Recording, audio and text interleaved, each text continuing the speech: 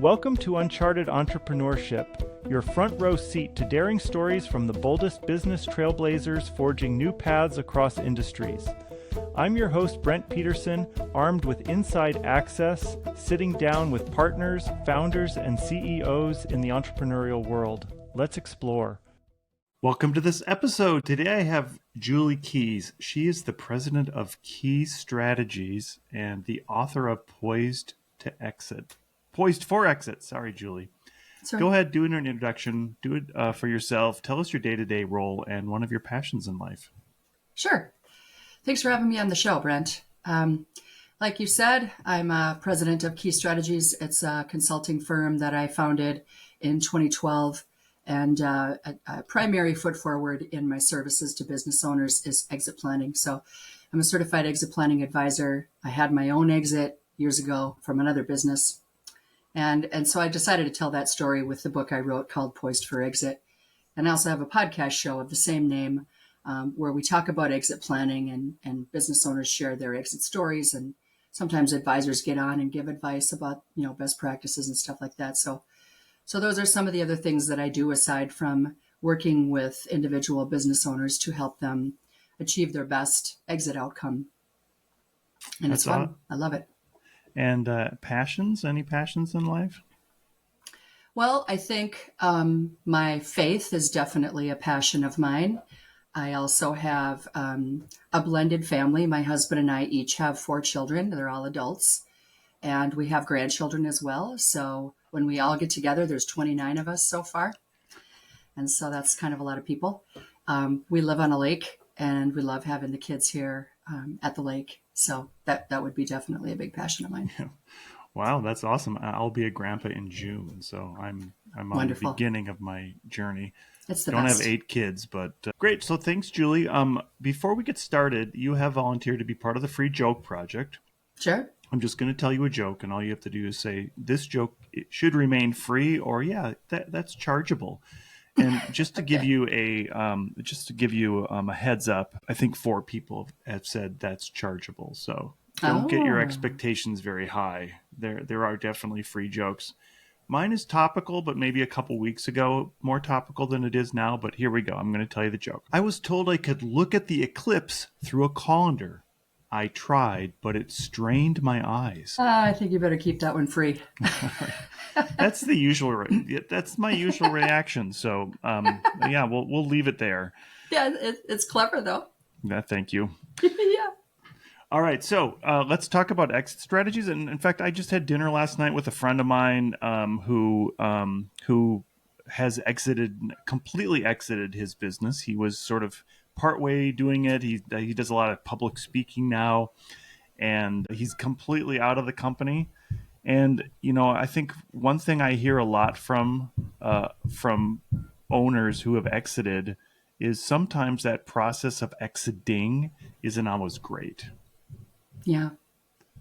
So maybe tell us a little bit about your journey and what made you write the book and now start doing consulting on that. Yeah. To answer the question as to why, that might not be the best outcome or they might not have the best, aftermath. There's a lot of reasons for that. But statistically, that number of owners who feel that way is very high, unfortunately. And so one of the reasons could be that they didn't really plan for what was next. You get a lot of years left, hopefully, right, to live. And how are you going to live those out?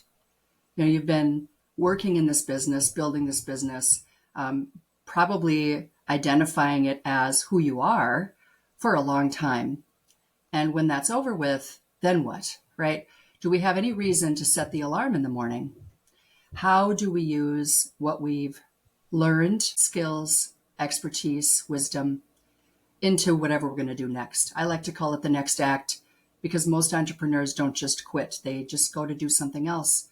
And so have an idea of what that something else might be is a great way to be able to look forward to the exit so that you can get on to whatever is next for you in your life. For some people, they just want to volunteer and travel and take care of grandkids. For others, They look at maybe taking that liquidity event and turning it into other investments, perhaps even investing in other companies, maybe having a board position somewhere. So there are lots of different ways. Some even consult. They stay in their industry and they consult because they know a lot and they can help other people. So think about those things. Another reason, though, conversely, could be where a business owner doesn't necessarily have the financial wherewithal and that they thought that they had. So they thought, that the exit was going to provide for their lifestyle for the rest of their life. And they've learned that after, all the expenses and the taxes and everything like that, maybe they didn't get the best advice on what they were going to end up with for net proceeds. And so that can also be a reason why they regret. Maybe they're just bored. A third reason that seems to be pretty common is when they sell their business and there's some kind of an earnout that's attached to the exit, and for them to be able to capitalize, or I should say fulfill the sale of the business over time, right? An earnout, I'm not going to go into what an earnout is, but sometimes the earnout goes bad. Sometimes it's tied to the wrong things. If it's tied to things that they have no control over, like net profit, then that could be bad because net profit can be manipulated. And so, maybe they're not getting what they thought they were going to get from the sale of the business after they've closed. Maybe they're not involved anymore, so they have no control. Maybe it just isn't working out. And so those are some of the main reasons. There's others, right? But there are some of the main reasons why sellers do regret selling. You just have to have good advice, good advisors. Yeah. So you've built a business around helping people do this planning, right? What are the things that you do in that process of helping others to plan for their exit? Well, the process can be time consuming. And if there are a lot of things that the owner needs to catch themselves up on or needs to get the business caught up on, it can take even longer than what it should. So typically my clients work with me anywhere from 2 to 3 years. And if it's going to be an internal sale where we have a family member that's going to be taking over in the future, then it can take longer than that just to groom the successor on an internal sale. Maybe it's not a family member, maybe it's a management team, but if they haven't started that process and we're just getting started with that process, then just know that you're going to be in it for a while to get that going. And there's a couple of different distinctions that I just like to highlight when it comes to exit planning. One is owner readiness, and then the other is business readiness. So if an owner's, when I say catching up, if an owner's business is too dependent on them, then it makes it very difficult to transfer the business to somebody else. If the owner's business has a lot of customer or client concentration, where a majority of their business is coming from just a couple or maybe even one customer or client, that makes it kind of risky for a buyer. And so diversifying that takes time. If the business doesn't cash flow very well, or if it fluctuates a lot, or sales are flat, or key people are not necessarily in the right seats, or missing, or approaching retirement age, okay? All of those things detract value from a business, and to reverse that takes time, okay? On the owner readiness side, when I say, eliminating risk and catching up, sometimes that looks like updating an estate plan because they haven't done it in years. Maybe they don't even have one. If they have partners, when was the last time the buy-sell agreement was updated? Do they have one? Is it funded? Okay, so just a few. And then financially, do we have a financial plan? Do we have a financial planner, an advisor that we work with that's helped us to diversify our assets outside of the business, because the business is usually the nest egg, which is very risky, because if we need to be able to sell the business for a certain amount in order to live and retire, then we really have to make sure that we know what it's worth. And if we don't know what it's really worth, then we need to find that out, because if there's a wealth gap in what we need it to sell for and what it actually sells for, then we have some more work to do there too. So hopefully, it's probably an awfully long answer to your question, but No, that's perfect. I want to unpack a little bit about what you said about the getting ready to making sure that the business is ready and the owner is ready. My experience has been that when we first started, we'd never intended on selling. And I think maybe one of the first things that owners should do is when they start their business, think about when and how they're going to exit their business. And then the next thing I know we did that really helped us was we got our books in order. Because if you don't have your books in order, you can't get a valuation, and getting the valuation is the most important part about selling. Um, Tell me a little bit about your feelings on when somebody should be planning for their exit, and is the start too soon? Is there the right time? no, I don't think you can ever start too soon. And that's a really good question, Brent. Um, I think that when business owners emotionally feel like they're ready, then sometimes they think, okay, it's time to sell now because I'm ready. Like my heart's ready, my mind is ready, emotionally I'm ready to move on. But that doesn't mean that they're ready. In fact, most of the time that means that they're not ready.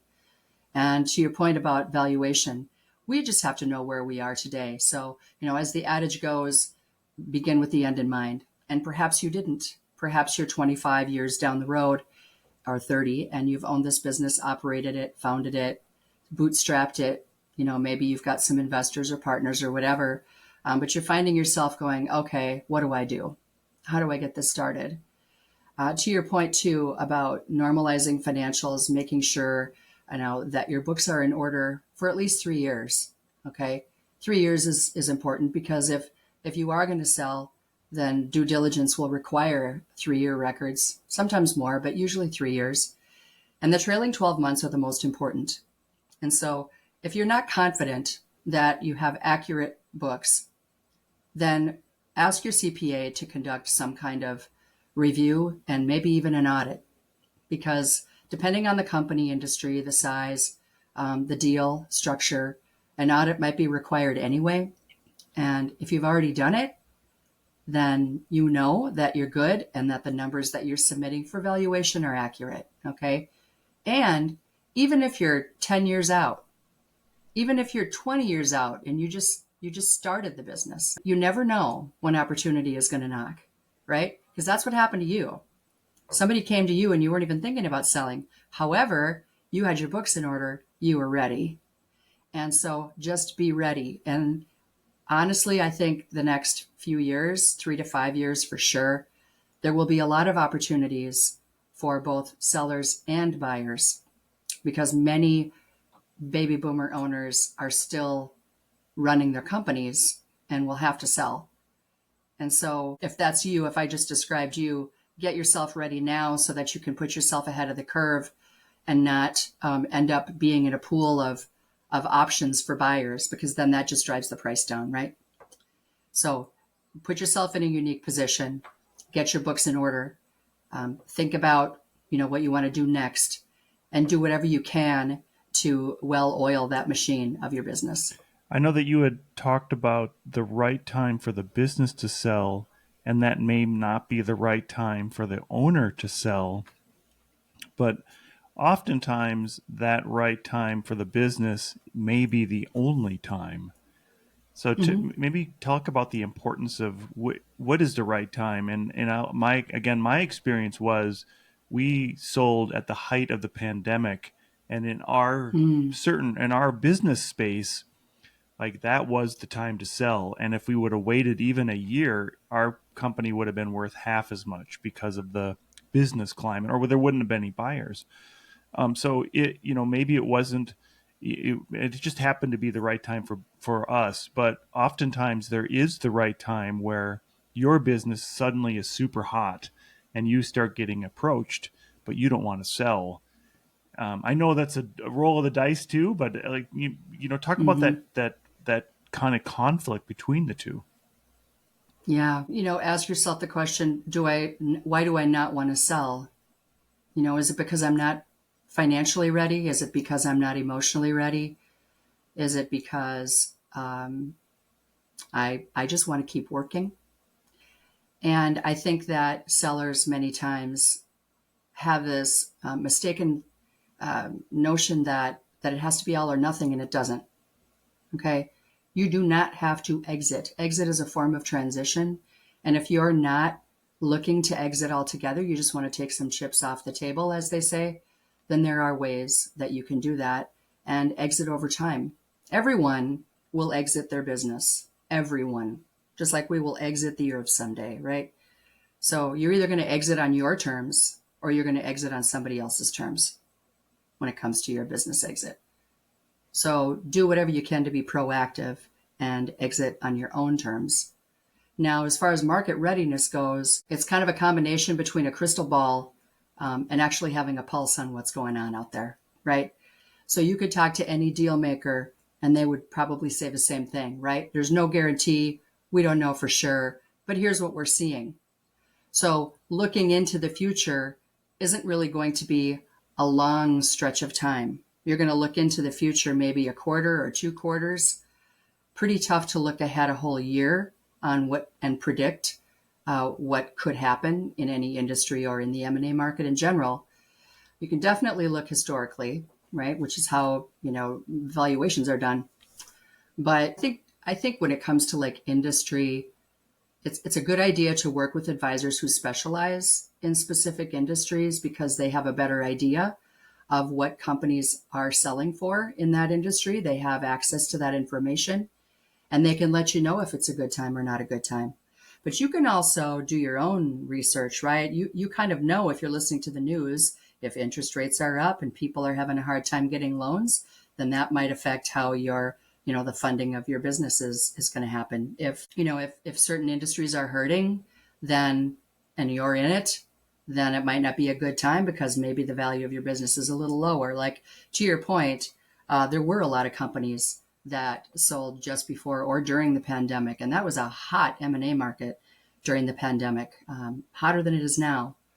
And, what an anomaly though, right? I mean, there's no way that we could have predicted that. We didn't know. So, kind of going back to one of your original questions when you said, what about opportunity and when should you start planning? That's why you want to be ready, because when opportunity knocks, you may not get another chance. So, for instance, if you own a manufacturing firm, you probably would want to align yourself with someone who's a deal maker in that space early. If it's a smaller company, you work with a broker. If it's a company above 10 million a year in revenue, which most manufacturing firms are, you'd be working then with either a boutique investment banking firm or maybe even a larger, lower middle market or middle market firm, depending on the size of the business and if you're, global, national, those kinds of things, right? But having that expert advice well in advance so that you can prepare, and then they know more about your business. You have that relationship established so that if they have an opportunity for you and you're ready, then, the two can meet and it's a beautiful thing.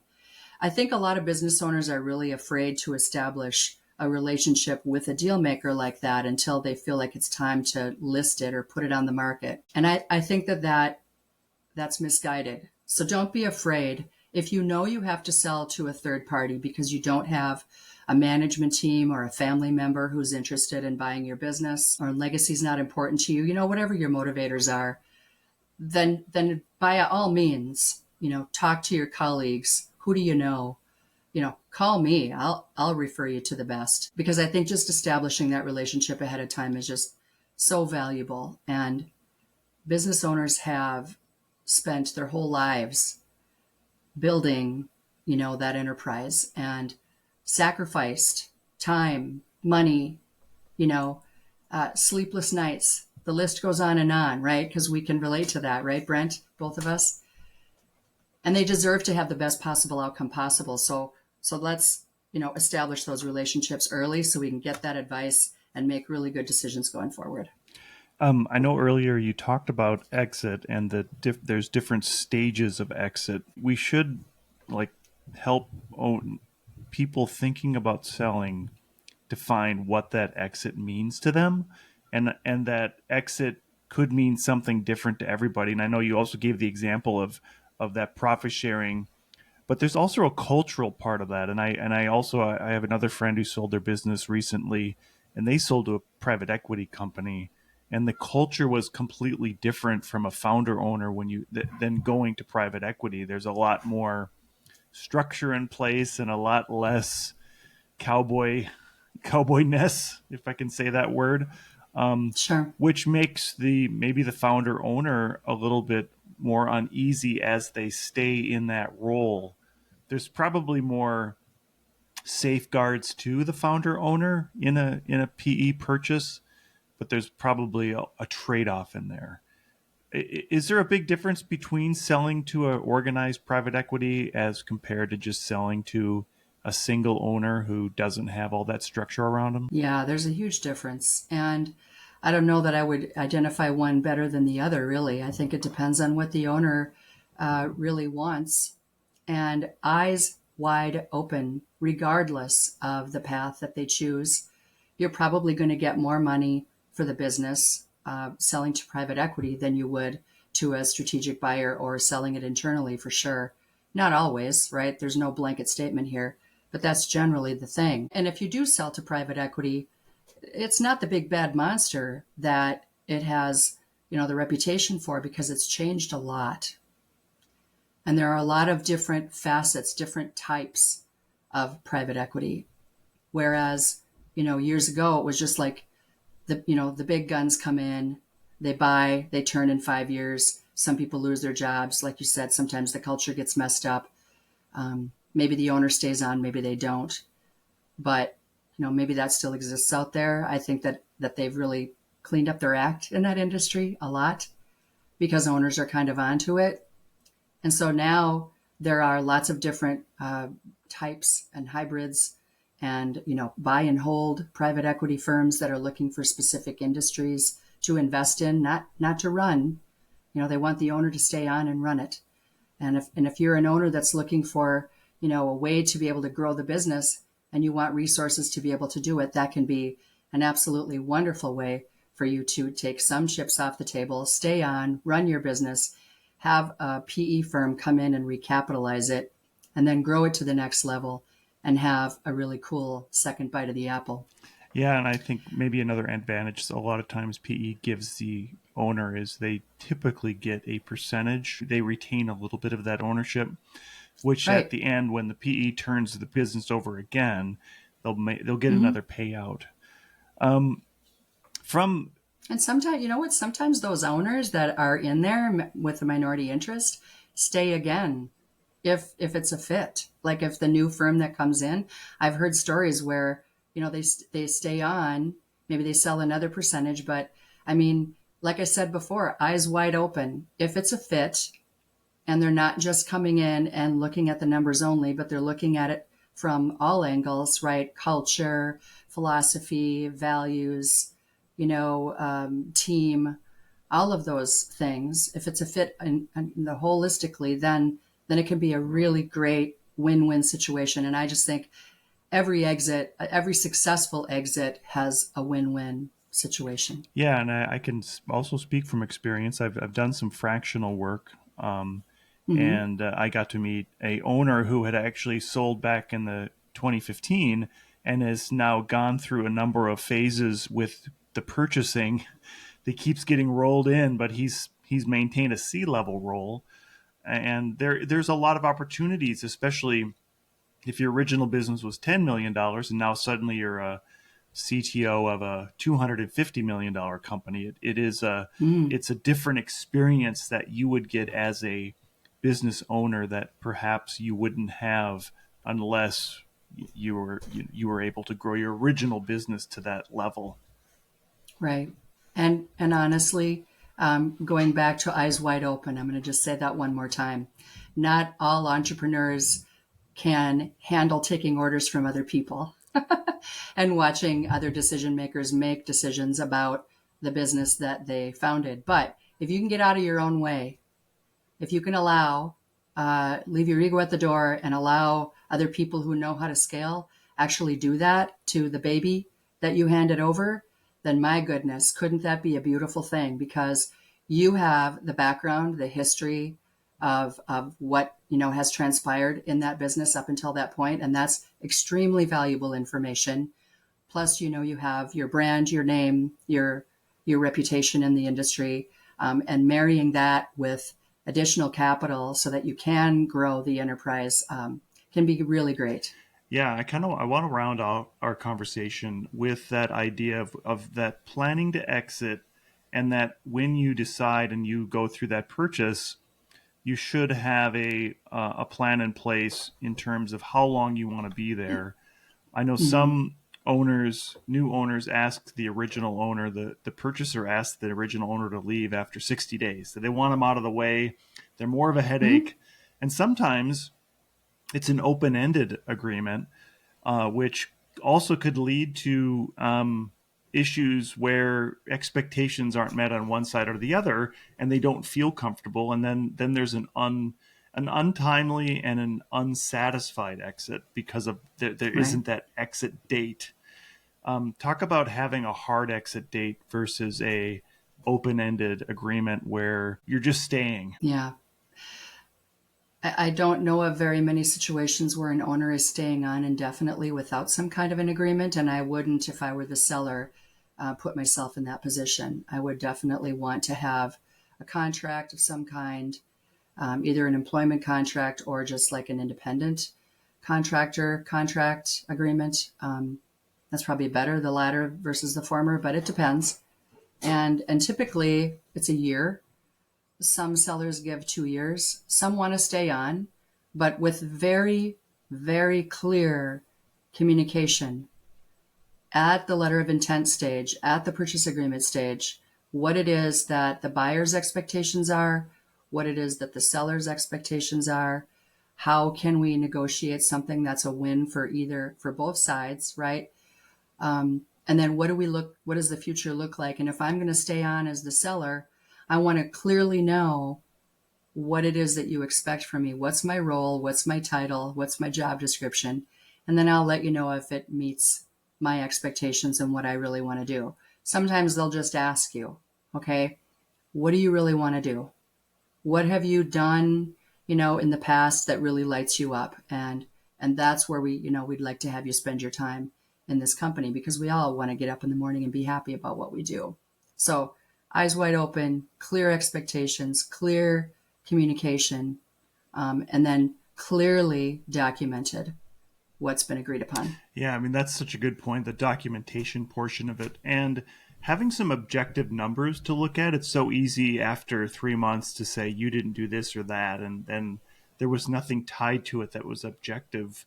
Right. And that one person is thinking they're going to do something other than the other. One thing that I've done, especially in a fractional role, is summarize what I've done for the week or 2 weeks, and then give that to leadership so they understand, here's what we're doing. Is this still the right direction? And if it isn't, tell me now, so we don't go for 3 months and there's a huge missed expectation. And I guess then as a subordinate, you are also in the position, if the leadership comes back and says, well, this is not what we're expecting, you as a subordinate can always say then, well, I've been telling you this every 2 weeks or every week. How could we Right. be so mismatched? Hmm. Um, yeah, go ahead. Tell me a little bit about that. I guess I just kind of go back to communication. To your point about the misunderstanding when, when it comes to an earnout, that happens probably more than it should. And when I say communication, it isn't just up to the buyer and the seller to communicate with each other. It's about the advisors who are on both sides of the table that need to be orchestrating and facilitating that and modeling that. Okay. Because they are the ones who are actually negotiating for us. And so they're the ones who have to make sure that they're clear on what it is that we really want and how we want this to shake out. We need to know as sellers and buyers, okay, what are we willing to negotiate on? And then what are our non-negotiables? What are the non-negotiables that we absolutely have to have? Whatever that is. Just really think about that, because those are the questions that people, your advisors, will ask you when the time comes that you're ready to put the business on the market, or whether you have an opportunity that comes along. So have an idea of what you really want and what you know you don't want. And I think that that's probably a good place to start. One of the questions that I have asked business owners as an exit planner is, when you think about the future, where do you see yourself and what do you really want? And that's a tough question for many of them to answer because they haven't thought about it much. But if I ask the question, what do you not want? What do you absolutely know that you do not want? And that's a very easy question to answer. So sometimes you just got to start there. Yeah, that's a great way to look at it. Julie, as I close out the podcast, I give everybody a chance to do a shameless plug about anything they'd like. What would you like to plug today? I think maybe just encourage listeners to check out the Poised for Exit podcast. We're on all the different channels and platforms. If you're if you're an advisor or if you're a business owner, because there's a lot of content there that can really help you to prepare yourself, give you things to think about. So there's, best practices in business growth and management. There's several advisors from different disciplines that talk about how to prepare yourself, prepare your business. And so you can kind of pick and choose based on the topics and the speakers. And they're short, it's a dog walk or a commute. They're under a half hour. And so that would be what I would encourage people to do. That's awesome. Thank you. And I'll make sure I get those on the show notes. Thank you. Julie Keys, it's been such a pleasure speaking to you today. And I look forward to our conversation on your podcast in the future. Absolutely, Brent. Thanks for having me. We'll see you soon.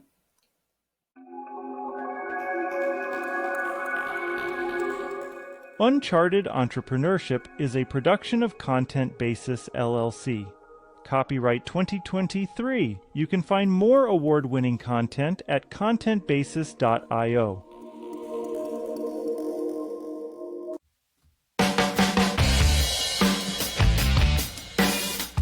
And that wraps up the latest edition of Uncharted Entrepreneurship. Bold tales from entrepreneurial trailblazers. I'm your host, Brent Peterson, signing off after an incredible fireside chat with one of our intrepid trailblazing guests. Their first-hand perspective on conquering the unexplored wilds of business is just a taste of the rare wisdom you'll discover from pioneering entrepreneurs on this show. I also invite you to join me each week for insider commentary on the startup scene and digital marketing landscape on my Talk Commerce podcast. You can find Talk Commerce wherever you download podcasts or go to talk-commerce.com. I'd be grateful if you left a review and rating for Uncharted Entrepreneurship to help more bold founders find their way to game-changing insights that empower ventures to transform communities. This is your host, Brent Peterson, signing off for now. I'll see you around the virtual campfire next episode as we embark on another adventure into the great entrepreneurial unknown.